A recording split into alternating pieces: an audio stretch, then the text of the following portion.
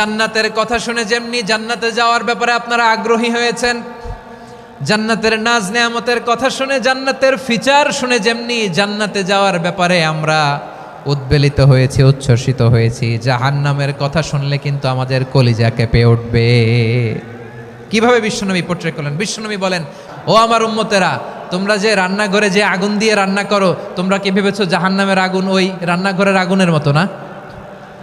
আপনারা কিচেনে যে রান্না করেন, রান্নাঘরের আগুন আর জাহান্নামের আগুন তো একই না?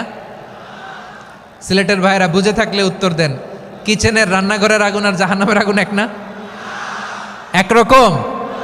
বিশ্বনবী বলেন, জাহান্নামের আগুন দুনিয়ার আগুনের চেয়ে কমপক্ষে 70 গুণ বেশি তেজওয়ালা। জাহান্নামের আগুনকে আল্লাহ নাম দিয়েছেন নারুল্লাহ। এটা আল্লাহর আগুন, নারুল্লাহিল মুকাদা আল্লাতী তাত্তালিউ আলাল আফইদা, যেটা কলিজার মধ্যে যে ধরে যায়।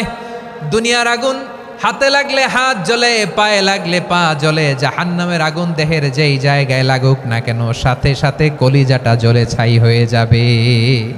জাহান্নামের আগুন গায়ে লাগলে আপনার কলিজা পুড়ে ছাই হয়ে যাবে। ওই জাহান্নামে আমরা যেতে চাই? আমরা তো সবাই মিলে নাশিদ গাইলাম, জান্নাতে আমরা একা যাব না, সবাই মিলে যাব। ওই জাহান্নাম থেকেও সবাই মিলে বাঁচার দরকার আছে না নাই?